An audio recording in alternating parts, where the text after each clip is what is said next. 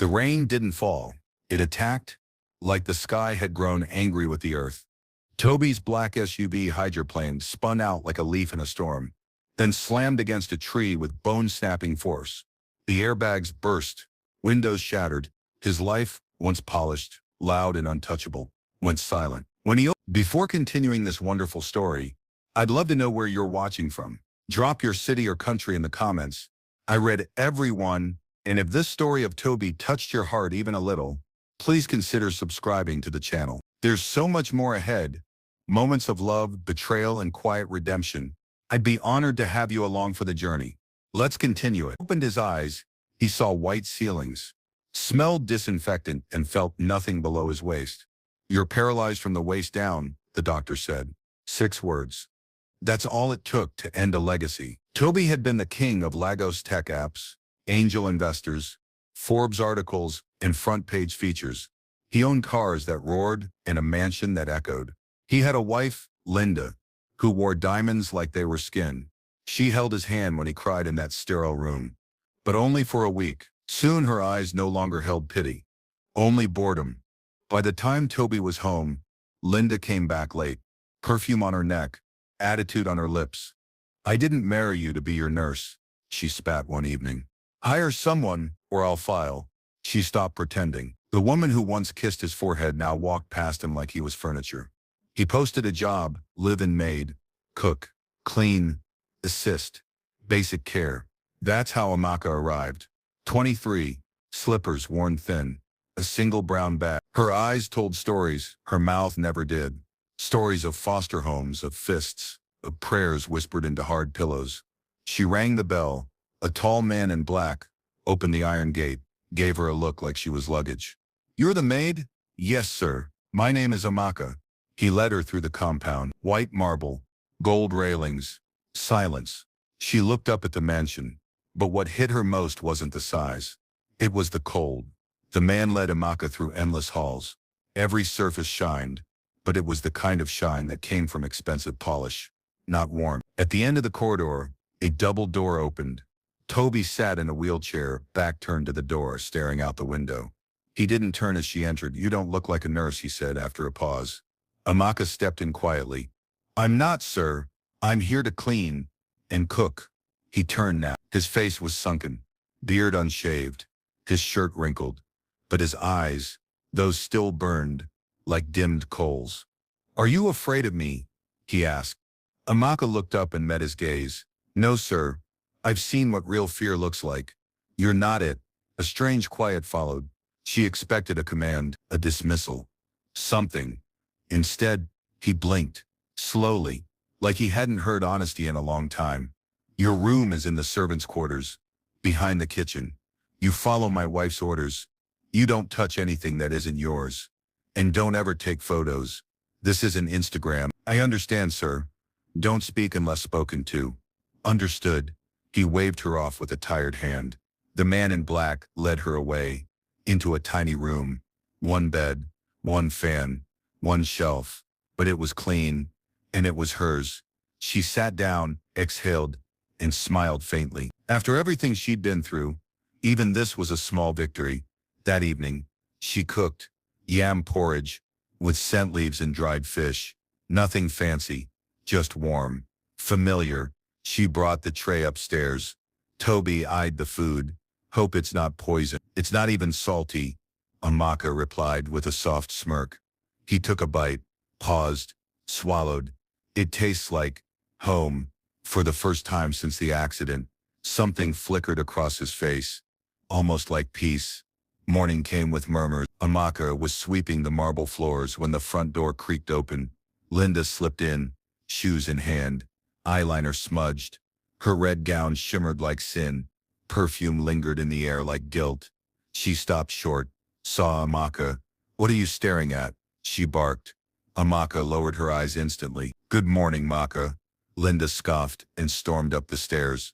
But that moment told Amaka everything. Something was very wrong in this house. Later, Toby asked to go outside. The air inside was too stale, too full of memories. She wheeled him to the back garden.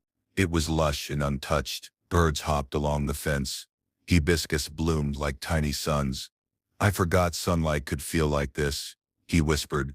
Even trees need it to survive, Amaka replied softly. He looked at her. Really looked. You speak like someone who's lived many lives. I've survived more than I've lived, she said. They sat there. No noise, just breath and wind. He reached for a leaf, held it, let it go. She didn't ask about the accident. He didn't talk about Linda. But something passed between them. Something honest. Later, behind the curtains of the second floor, Linda watched, arms crossed, lip curled. The new maid was quiet, yes, but Linda knew that quiet girls were the most dangerous. She turned from the window, walked to her closet, and pulled out her red lipstick. If this maid thought she was going to be some kind of emotional savior, she was wrong. Linda didn't share her spotlight, not with anyone, especially not with a girl like Amaka. The house smelled like betrayal. Amaka was wiping down the marble staircase when Linda descended in silk and red lipstick at noon. She smelled of nightclubs and whispered regrets. Toby sat in his wheelchair at the dining table, untouched breakfast on his plate. Linda leaned down, kissed his cheek lightly. Morning, love, she cooed. He didn't respond, just stared at the fork in his hand like it held answers. Linda turned to Amaka. Scrub the master bath again. I saw dust. Yes, Mak. Amaka replied calmly. But the tension was louder than footsteps. That afternoon, Toby asked Amaka to take him to his study. His fingers traced the edge of his desk, like he was meeting an old friend. I used to sit here for 12 hours straight, he said. You built something big, Amaka said gently, and watched it all shrink into 4 wheels. He replied. She placed a journal beside him. Blank pages, empty but waiting. You still have words, she whispered. He nodded slowly. Maybe it's time I used them again. From upstairs, Linda's laughter echoed through the halls, followed by a man's voice. Toby's eyes darkened. He didn't ask. Amaka didn't speak, but both heard it. That evening, dinner was quiet. Linda sat across from Toby, scrolling her phone, not touching her food. She had changed into something tighter, redder, louder. You're not eating, Toby said. Not hungry, she replied without looking up. Amaka cleared dishes quietly, her presence like breath always there, never intrusive. As she reached for Linda's untouched plate, the woman suddenly grabbed her wrist. Stay away from my husband, Linda whispered, eyes sharp as glass. Amaka blinked. I'm just the maid, Ma. Linda leaned in. Exactly. Don't forget that. Toby said nothing, but his grip on his wheelchair arm tightened. Later that night, Amaka was in the kitchen washing plates when Toby rolled in. You okay? He asked. I'm used to women like her, she said softly, but I'm not used to men like you. He tilted his head. Men who see me, she added. He didn't speak, just stared at her. In the shadows outside, someone watched through the window and smiled. 2 days passed in tense silence. Then it happened. Amaka was dusting the living room when Linda called her in. She stood by the bar counter, holding a small white envelope. You want to go to school abroad, right? Linda asked sweetly. Amaka hesitated.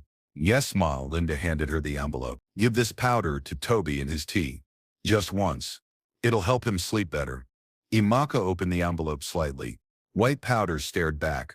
Why not give it to him yourself? She asked. Linda's smile cracked. Don't get smart with me, orphan girl. Do it. Or pack your things. Amaka nodded slowly, took the envelope and walked away. Her hands were shaking. She entered her room, locked the door and dropped to her knees. Lord, what is this? She whispered. She didn't know what the powder was, but she knew one thing. She wasn't going to poison the only man who had ever looked at her like she mattered. Even if it meant risking everything. The packet sat on Amaka's table like a sleeping snake. Silence, small yet deadly. She hadn't moved it since last night. The white powder inside a transparent sachet glinted under the flickering bulb of her tiny back room. She hadn't slept. How could she? The words echoed in her mind. Put this in his tea. It's harmless. It'll just keep him calm. But it didn't feel harmless. Not when Linda smiled while saying it, her eyes too calm, too sure. And not when Amaka's gut twisted as she held the packet. She paced the room like a prisoner. If she said nothing, Toby might die slowly. If she spoke, Linda could make her disappear like she'd warned. And if she left, she'd have nothing again. No job, no roof, no food, no protection. She folded her hands tightly in prayer. God, I've seen evil. I've survived it. Don't let me become it. At sunrise, she tied the packet in tissue, slipped it into her bag, and made her way into town. A small pharmacy stood at the corner of a dusty street, its shelves packed with dusty bottles and flickering fluorescent lights. She approached the counter timidly. Please, she whispered, sliding the tissue across. Can you test this? I don't have much money, but I need to know what it is. The pharmacist looked at her oddly but nodded. Come back in 2 hours. 2 hours. It felt like 2 years. She sat by the roadside, knees drawn to her chest, heart racing. Her eyes stayed on the sky, asking for signs. When she returned, the pharmacist didn't smile. It's not medicine. It's a sedative strong and risky. Too much can damage organs over time. Amaka's knees buckled. Who gave this to you? The woman asked. Amaka didn't answer. She turned and walked home, the truth burning in her pocket. The moment she stepped back into the mansion, Amaka knew the silence was heavier than usual. Linda's laughter floated in from the living room. Sharp, sweet, hollow. Amaka slipped past unnoticed and climbed the stairs with the quiet precision of someone walking into a battlefield. Toby was in the study, eyes on his tablet, half reading, half waiting. She hesitated at the door. Sir, she said softly, I need to show you something. He looked up. Come in. Amaka walked over and placed the folded pharmacy report on his desk. Toby read it slowly. As the words sank in, the muscles in his jaw tightened. Sedative. Organ damage. Administered over time. His hand froze. Where did you get this? From a pharmacist. I asked her to test the powder. Who gave it to you? Amaka swallowed. Your wife. Silence filled the room like a scream. She said it would help you sleep. Amaka continued, voice shaking. She asked me to slip it into your tea. Said I should obey if I wanted to keep my job. Or my life. Toby sat back, eyes wide but hollow. She threatened you? He asked. Voice low. Amaka nodded. I didn't do it, sir. I couldn't. He looked at her for a long time. Then something strange happened. He smiled. Not a smile of joy, but the smile of someone who just woke up from a long, cruel dream. You saved my life, Amaka. She didn't respond. Instead, she bowed and turned to leave. Toby stared out the window as the sun filtered through the curtains. The man in the chair was tired of being still. It was time to move, even if he had to drag the whole house behind him. Night passed without sleep. Toby remained by the window, eyes locked on the pale moonlight slicing through his study.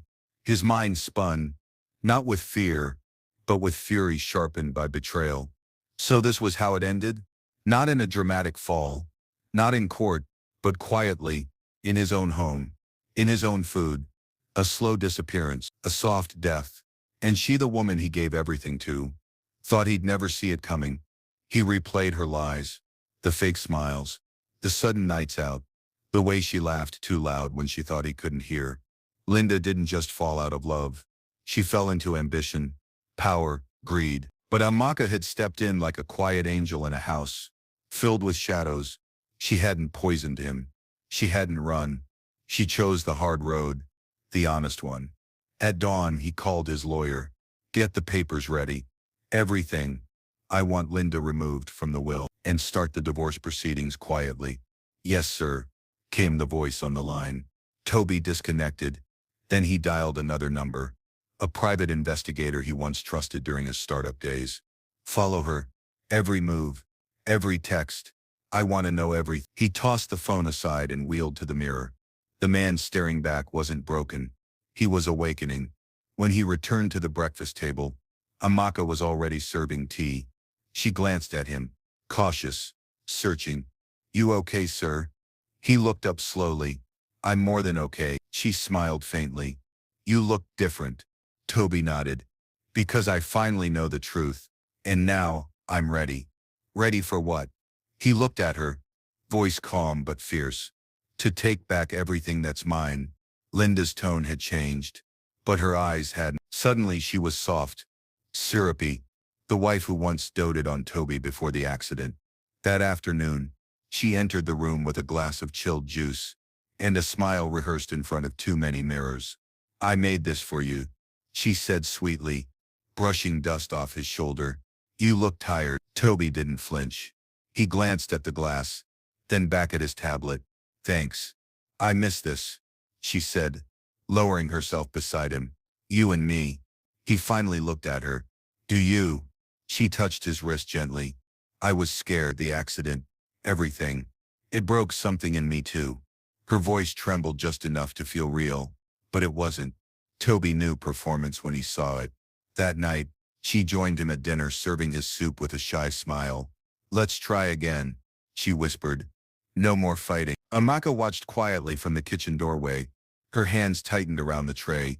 After dinner, as Linda slept peacefully beside Toby, he stayed awake. The cameras he installed earlier captured everything. Late-night visitors, strange calls, her quiet conversations with a man named Derek. The next day, he backed up the recordings to a secure drive and emailed his lawyer. If I die, he wrote, she gets nothing. He closed his laptop and stared at the ceiling. Amaka's knock was gentle. Sir? He looked at her. Are you all right? He paused.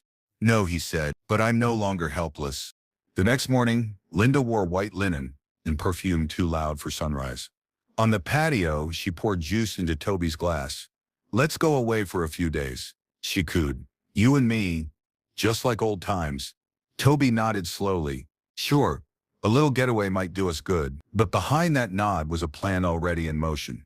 Earlier, he had called his old friend Boyo, now an editor at a major paper. I need a story buried until I say so, Toby told him. Then I want it everywhere. At lunch, Toby dropped another surprise. Guess who's coming for dinner? Linda raised a brow. Who? Your cousin Sadie. She blinked. Why now? Family's important, he replied, cutting into his grilled chicken. Sadie arrived, wearing a puzzled smile and carried the awkward energy of someone dragged into a story too late. As wine flowed and laughter filled the dining room, Toby leaned back and said casually, Remember Derek? Sadie smiled. Oh yes, Linda's boyfriend.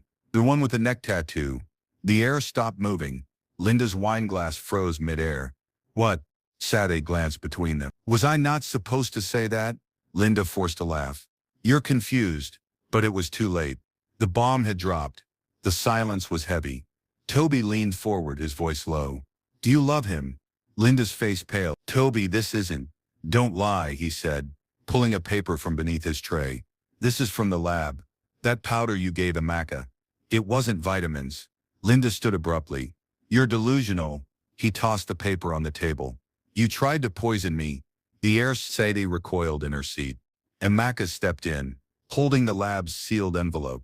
I didn't give it to him, she said quietly. Toby turned to Linda.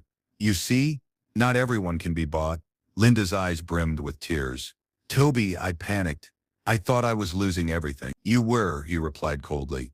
You still are. Please, give me another chance. You had one. He rolled away, his back straight. Amaka stood frozen, the envelope still in her hand. Linda dropped to her knees. I love you, Toby, she cried. But the door was already closing behind him. No reply, no mercy, just the echo of betrayal. Linda didn't leave, not that night. She cried in the hallway until her voice cracked, but no door opened for her. In the morning, she appeared at the breakfast table in a silk robe, face bare, eyes hollow. Let's talk, she whispered. Toby didn't glance up from his newspaper. You should be packing. I was desperate, Toby. Everything was falling apart. I made mistakes. Yes, but I'm still your wife. He looked at her then. Through her, you were my wife. What you are now is a stranger who tried to bury me slowly. Amaka stood by, silent, still, but every word hit her too. Each one a mirror of pain she thought she'd buried long ago. I didn't mean to poison you, Linda whispered. It was a supplement herbal calming agent.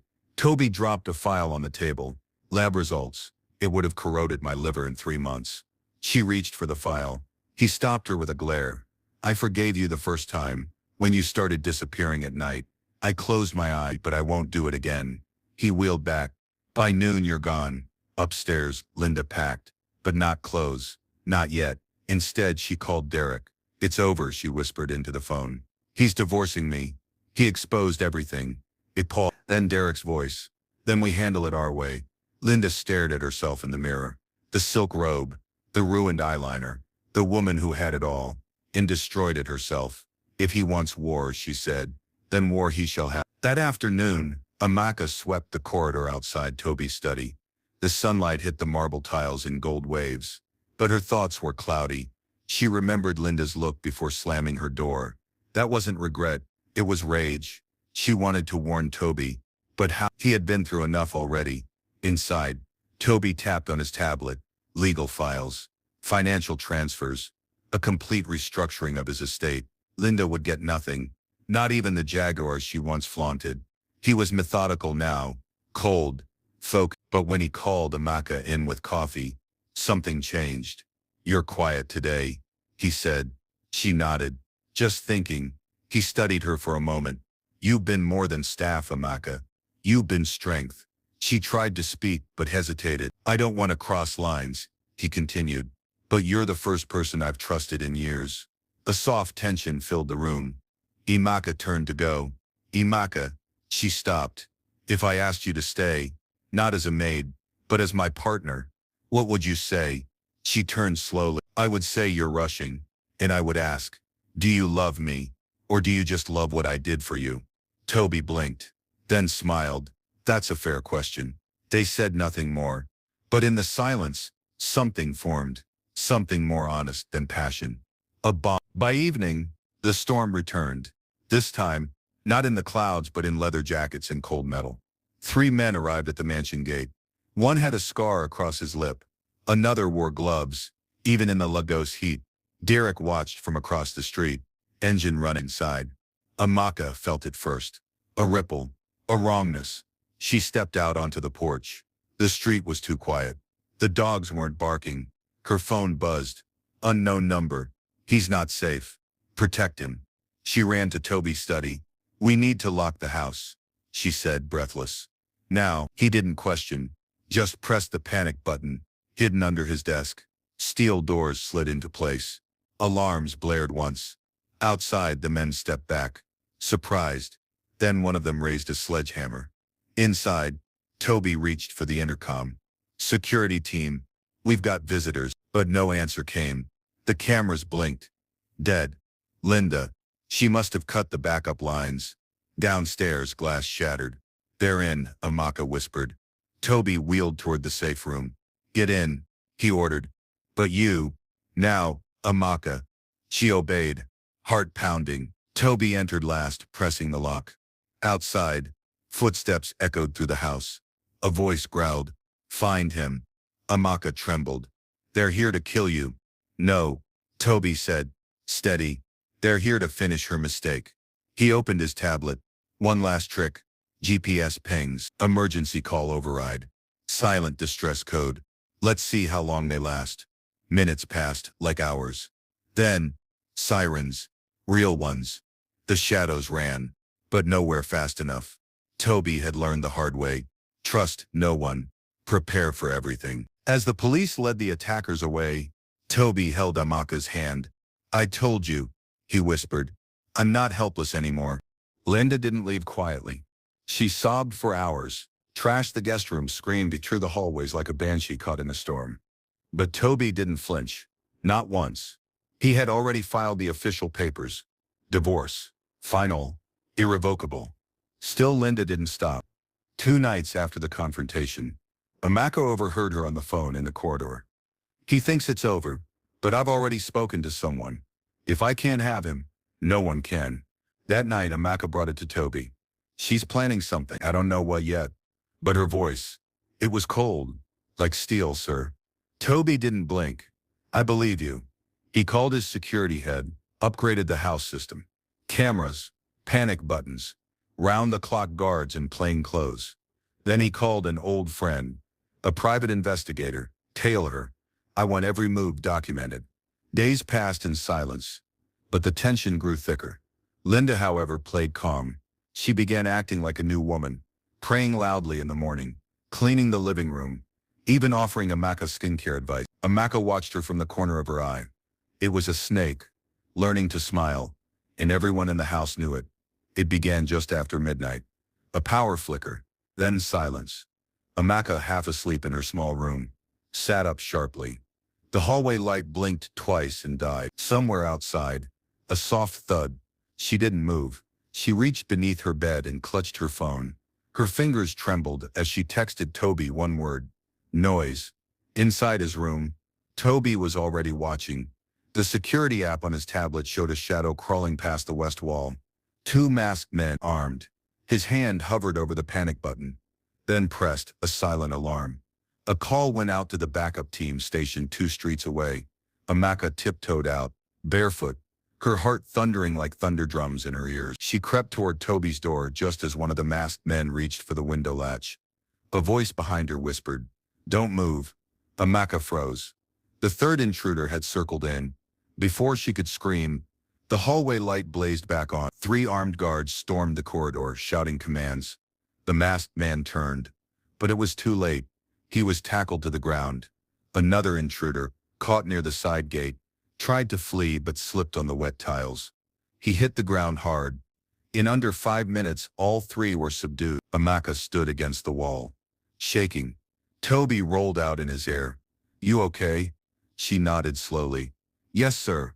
Linda, now at the top of the staircase in a satin robe, gasped, "What's happening?" Toby stared up at her coldly. "Ask Derek. I'm sure he can explain." The police arrived before sunrise.